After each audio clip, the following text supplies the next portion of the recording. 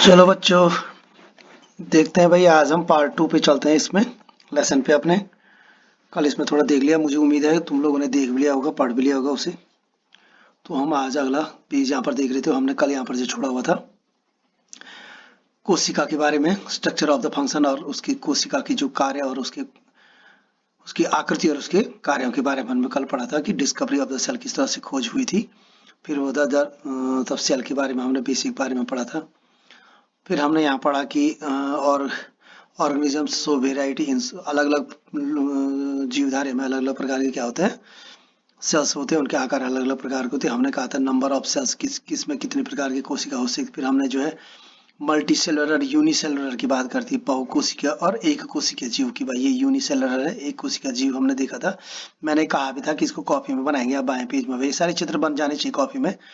एक कोशिकीय जीव है अमीबा, और पैरामीशियम के बारे में हमने कहा था ये सिंगल सेल वाले एक कोशिकीय होते हैं, ये मल्टी सेलुलर है, और ये यूनिसेलुलर भी। एक कोशिकीय वाले को यूनिसेलुलर कहते हैं, मल्टी सेलुलर को बहुकोशिकीय जीव कहते हैं। हमने यहाँ पर ही पढ़ा था।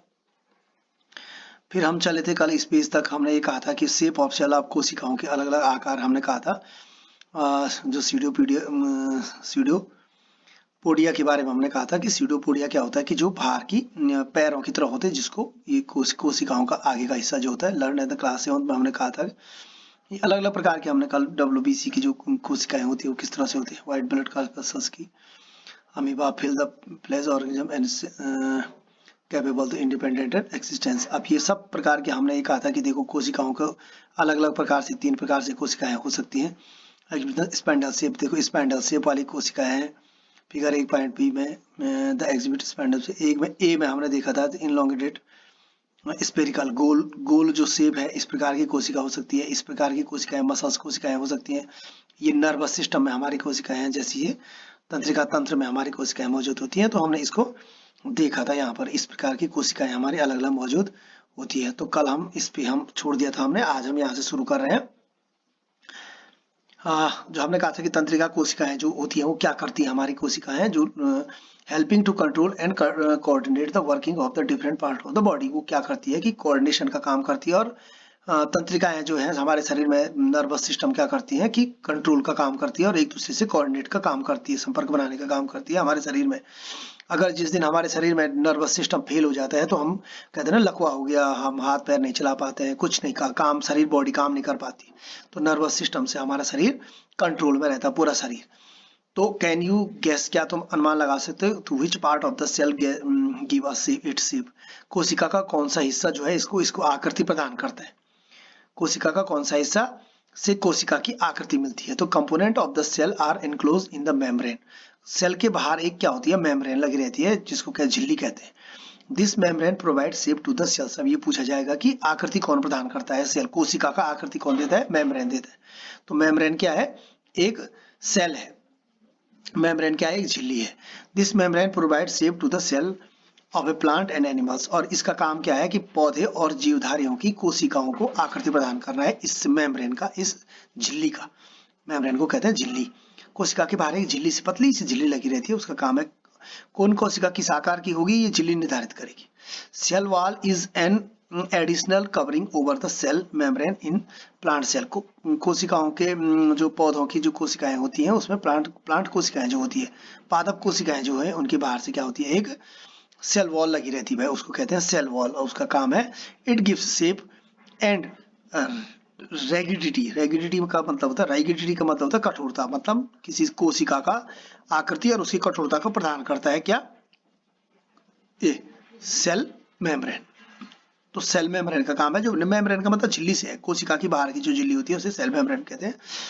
8.7 में आपने देखते हैं bacterial cell also has a cell wall. और बैक्टीरियल कोशिकाएं जो होती है उनके पास भी क्या होता है, एक सेल वॉल होती है, कोशिका होती है। अब आते हैं हम साइज ऑफ द सेल। अब कोशिका का आकार भाई, ठीक है। This size of the cell in the size of the cell in living organisms may be in small and the millions of a meter, micrometer और माइक्रॉन्स में क्या होता है कि किसी कोशिका में क्या होता है कि बहुत सारी, किसी जीवधारी में क्या होता है कि बहुत छोटी छोटी मिलियंस मीटर में क्या होता है, माइक्रोमीटर और माइक्रॉन जो होते हैं, और may be as a large as a few centimeters, और छोटे सेंटीमीटर से लेकर और मिलीमीटर तक जो है उनकी आकृति हो सकती है। However most of the cell are microscopic in the size, जबकि साधारणतः सारी कोशिकाएं क्या होती है कि सूक्ष्मदर्शी द्वारा देखी जाने वाली साइज में होती है। And are not visible in the unaided eyes, और इसको हम सीधा मतलब खुली आंखों से नहीं देख, सामान्य आंखों से हम इसको नहीं देख सकते हैं। कोशिकाओं का हम अंदर से ऐसे नहीं देख सकते, केवल माइक्रोस्कोप से ही हम कोशिकाओं का अध्ययन कर सकते हैं, देख पाते हैं। They need to be enlarge और मैग्नीफाइड बाय द माइक्रोस्कोप, मतलब कोशिका को देखने के लिए बिल्कुल जूम करना पड़ता है जिसको कहते हैं, और जूम कैसे होगा, माइक्रोस्कोप से ही जूम करके नजदीक से देखना पड़ता है। द स्मॉलेस्ट सेल, सबसे छोटी जो कोशिका होती है वो 0.1 टू 0.5 माइक्रोमीटर के बराबर होती है। इन बैक्टीरिया में कोशिका जो जीवाणु होते हैं, उनकी जीवाणु की जो कोशिका होती है 0.1 से लेकर 0.5 माइक्रोमीटर के बराबर होती है। द लार्जेस्ट, और जो सबसे बड़ी कोशिका होती है वो मेजरिंग लगभग कितने 170 मिलीमीटर से 130 के बराबर होती है भाई, लगभग इतनी मोटाई और लंबाई चौड़ाई की, इस आधार पर इसे कोशिका होती है। In the egg in the ostrich, जो is the egg in the ostrich शुतुरमुर्ग का जो अंडा होता है वो लगभग इतना बड़ा होता है, और वो अंडा जो है एक कोशिका के बराबर होता है। यहाँ पर ये कह रहे हैं बॉयल एक्टिविटी दिखा रखा है, बॉयल हेंस एग, एक मुर्गी के अंडे को देखो, रिमूव द सेल, उसके जो है बॉयल करना है उसको, उसके बाहर का जो सेल है, खोल है, उसको क्या कर देना है, हटा देना है। व्हाट डू यू ऑब्जर्व, तुम क्या देखते हो, a white materials surrounding by the yellow part, तुमने देखा कि पीले भाग से बाहर जो क्या है एक सफेद हिस्सा उसका क्या हो जाता है, उसको कवर करके रखता है। व्हाइट मटेरियल इज एल्बुमिन, और जो सफेद वाला हिस्सा होता है उसे कहते हैं albumin, which solidified on boiling, और जो कि गर्म होने पर क्या हो जाता है, सॉलिड हो जाता है, कठोर हो जाता है। The yellow part is yolk, और जो पीला हिस्सा है उसको यॉक कहते हैं भाई, ठीक है, यॉक एल्सोल है, इसको कहते हैं yolk. It is part of the single cell, और ये क्या है, एक कोशिका का हिस्सा है। You can observe this single cell without any magnifying device, और ये अकेला ऐसा कोशिका होती है जिसको हम बिना किसी लेंस से या बिना किसी सूक्ष्मदर्शी के द्वारा देख पाते हैं। तो यहाँ पर ये पहले कह रही है, are the cells is in an elephant larger in the cell in the rat, वो कहती है कि एलिफेंट की जो कोशिका होती है वो चूहे की कोशिका से बड़ी होगी क्या। वापस आएंगे एक बार फिर से,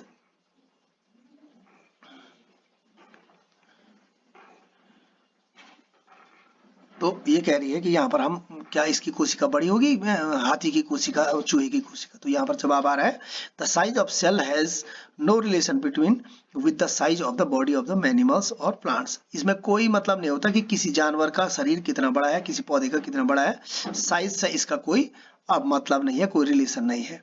it is not necessary that the cell in the elephant are much bigger than the those in the rat, ऐसा जरूरी नहीं है कि हाथी के शरीर की कोशिका और चूहे की शरीर की कोशिका हाथी की कोशिका बड़ी होगी और चूहे की शरीर की कोशिका छोटी होगी। The size of the cell is related to the function, कार्य करने की तरीके से कोशिका के कार्य, कौन कोशिका कैसे कार्य करती है उसके आधार पर इसका साइज निर्धारित होता है।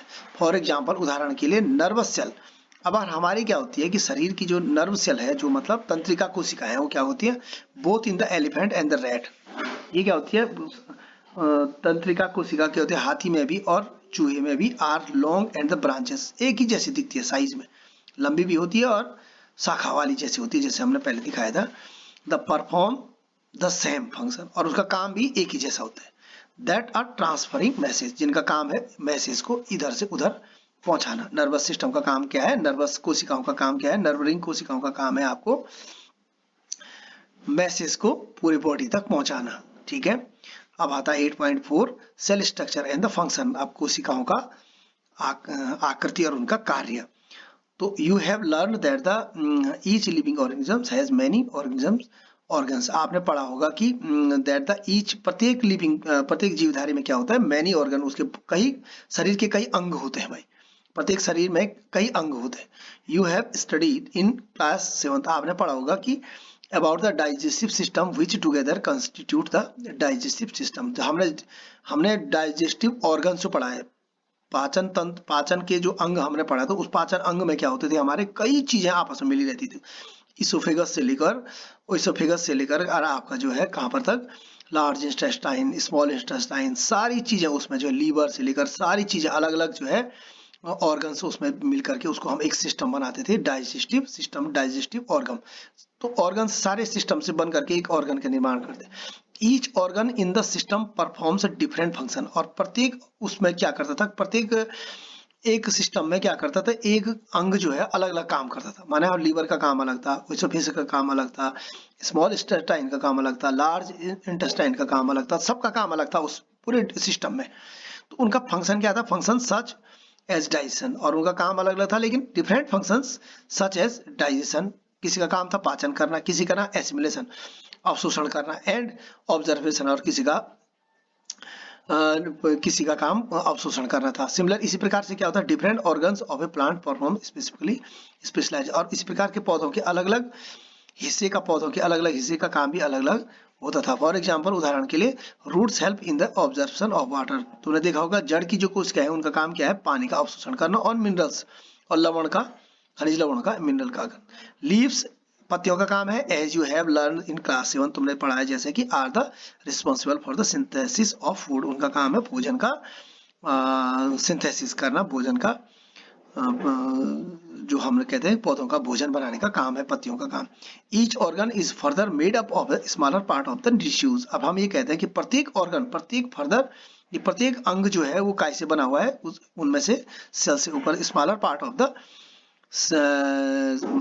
कॉर्ड इसे टिश्यूज कहते हैं, जो उसमें जो है कई कोशिकाओं से मिलकर क्या बनता है, टिश्यूज बनते हैं। A tissue is group of a similar cell performing of specific function. तो इनका काम क्या है, ये टिश्यूज किससे बनते हैं, ऐसी कोशिकाओं से बनते हैं जिनका काम एक ही जैसा होता है, एक ही सेल, एक ही प्रकार के जो सेल होते हैं, एक ही प्रकार की जो कोशिकाएं होती है जिनका काम एक जैसा होता है, उन सब से मिलकर के एक टिश्यू का निर्माण होता है भाई। तो ऐसे बहुत सारे टिश्यू जब मिलते हैं तो एक क्या बनाते हैं, एक अंग का निर्माण करते हैं। पहली रियलाइज दैट, पहले आप समझ में आ गया कि an organ is made up of a tissue. कोई भी अंग किससे बनता है, टिश्यू से बनता है। और टिश्यू कैसे बनते हैं, which is in turn are made up of a cell, जो कि किससे बनते हैं, कोशिकाओं से बनते हैं। और कोशिका कौन सी वाली, एक ही जैसे काम करने वाली कोशिकाओं से एक ही प्रकार के टिश्यूज, उत्तक जिसको हम टिश्यू कहते हैं, उत्तकों को उत्तक बनते हैं।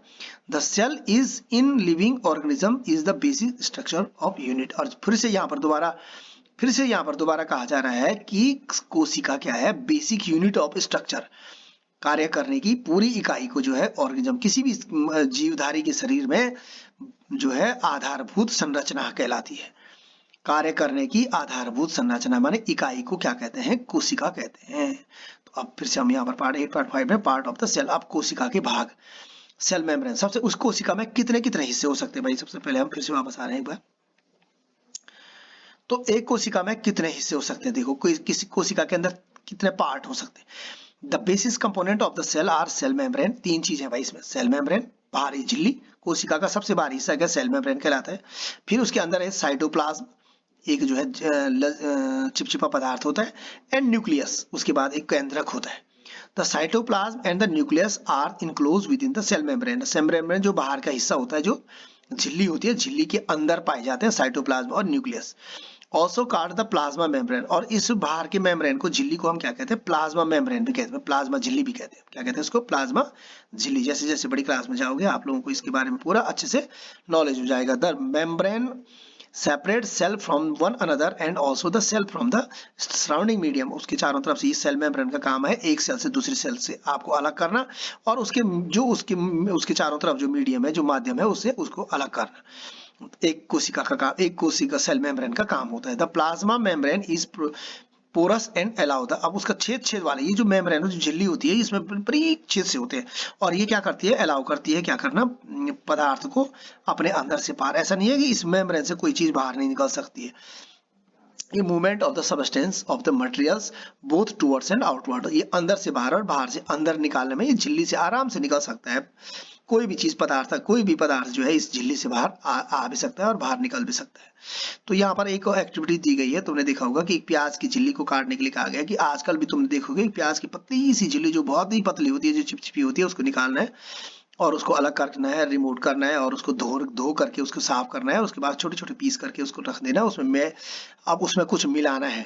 Add a drop of the methyl blue solution to the layer of the plain cover slip. और ये कवर स्लिप मिथाइल, अब ये जो प्रयोगशाला में हम लोग तो बीएससी वगैरह में कर पाते थे इसे, लेकिन तुम लोगों को इसको यहीं पर करना पड़ेगा। लेकिन हमारे पास सुविधा नहीं होने की वजह से हम तुमको ये बता रहे हैं कि प्याज की झिल्ली से भी हम एक स्लाइड बना सकते हैं, और स्लाइड से भी हम उस झिल्ली को, मेम्ब्रेन को हम देख पाते हैं कवर बना करके। किसमें? माइक्रोस्कोप पर हम उसको देखेंगे, माइक्रोस्कोप पर हम देखेंगे ड्रॉ, और उसके बाद इस चित्र बनाते हैं। ये ऐसा दिखता है भाई वो चित्र, जैसे यहाँ चित्र बनाया गया है। तो ये वाला जो चित्र तुम देखो, cell observe on onion peel. Onion मैंने प्याज के एक बहुत ही जो पतली जो झिल्ली होती है, उस झिल्ली से क्या बनाया हमने, उससे हमने क्या बनाया है, एक जो सबसे अंदर का जो बहुत ही पतला सा होता है, कभी कभी हाथ पे अपने आप ही निकल जाता है वो पतली सी झिल्ली, उससे हमने ये बनाया। तो जब माइक्रोस्कोप में इसे बना करके देखेंगे स्लाइड, तो इस तरह से दिखती है। इसमें 3 हिस्से हैं भाई। The boundary of the onion, जो प्याज है, cell is the cell membrane, जो बाहर का हिस्सा होता है उसे कहते हैं सेल मेम्ब्रेन, कोशिका झिल्ली। Covered by another thick covering called the cell wall, और उसके बाहर जो होती है एक सेल वॉल होती है। उसके बाद एक और मोटी जो होती है, ये जो थे ये बाहर वाली होगी, इसके अंदर एक सेल वॉल होगी। और the central dense round body in the centre is called the nucleus. और जो ये गोल गोल जो हिस्से दिख रही है, जो न्यूक्लियस, ये चित्र बनाना है भाई, कॉपी में बनाया जाएगा चित्र बाएं पेज में। तो इसका जो हिस्सा है न्यूक्लियस बनाना है। इसमें क्या है, न्यूक्लियस है, केंद्रक कहलाता है। जो बीच का हिस्सा गोल गोल है। द जेली लाइक सब्सटेंस, एक जो बीच में है जेली जेली जैसे चिपचिपा पदार्थ होता है, इसको कहते हैं substances between the nucleus and the cell membrane is called the cytoplasm. अब इसी को कहते हैं साइटोप्लाज्म। यहाँ पर तुमने देखा होगा ये साइटोप्लाज्म है, ठीक है। तो यहाँ पर तुमने देखा, I want to know the why the plant cell need cell wall. ये कह रही है कि एक को पौधे के अंदर सेल वॉल को क्यों जरूरत, क्योंकि मनुष्य के अंदर नहीं होती सेल वॉल। मनुष्य के अंदर तो प्लाज्मा मेम्ब्रेन हुई, इसके अंदर पौधे के अंदर सेल वॉल, मतलब प्लाज्मा मेम्ब्रेन के बाद भी एक और सेल होती है जेल, ये तो इसको कहते हैं cell wall. We have learn earlier that the cell membrane, जो कोशिका झिल्ली होती है, सेल मेम्ब्रेन का मतलब है, सेल का मतलब कोशिका, मेम्ब्रेन का मतलब झिल्ली। सेल मेम्ब्रेन जो होती है gives shape to the cell, उसका काम है आकार देना।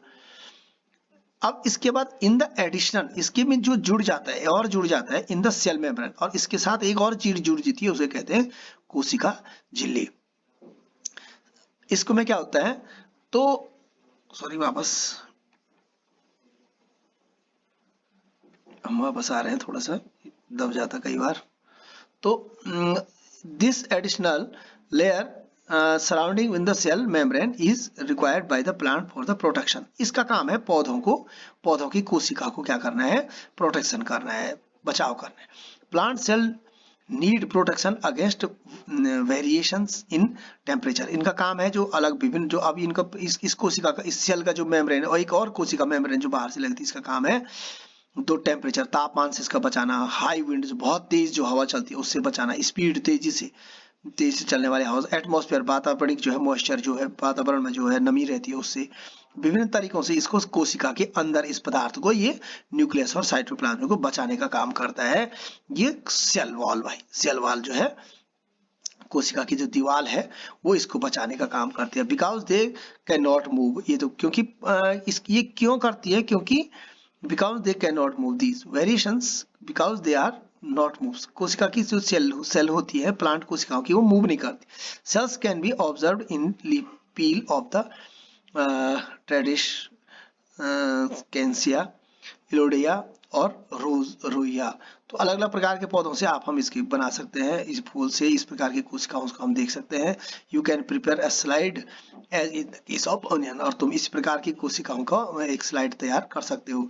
पहली आस्क बूझो if you can also observe animal cells. पहली कह रही है कि क्या आप पूछो से कि यदि हम इसको इसी प्रकार से मनुष्यों की कोशिकाएं, एनिमल्स, जंतु कोशिकाओं के बारे में भी पता कर सकते हैं क्या। तो यहाँ पर हमारे पास हो गया है।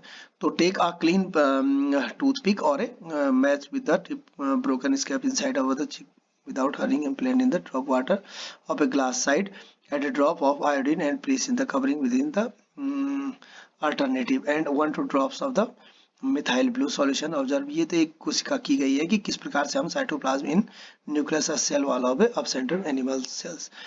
तो किस प्रकार से एनिमल सेल में हम एक चीज देख सकते हैं कि अगर हम ये पता करें कि एक जंतु कोशिका में सबसे बड़ा क्या है कि सेल वॉल नहीं मौजूद होता। भाई अब भविष्य में पूछा जाए कि जंतु कोशिका और मनुष्य प्लांट कोशिका में क्या अंतर है, तो जंतु कोशिका में सेल वॉल नहीं मिलती है। और हम इस तरह से पता कर सकते हैं कि किस तरह से एक सेल वॉल इसमें हमको माइक्रोस्कोप में देखने पर पता चलेगा कि जंतु कोशिका में सेल वॉल नहीं होती है। ठीक है, तो आज हम यहाँ पर इसको यहीं पर क्लियर करके छोड़ देते हैं। कल हम इसके बाद आगे कोशिश करेंगे कि किस प्रकार से हम इसको देख पाएंगे। कल हम इस पे फिनिश करेंगे, इसके क्वेश्चन आंसर वगैरह कल ही हम सब इसको फाइनल करने की कोशिश करेंगे।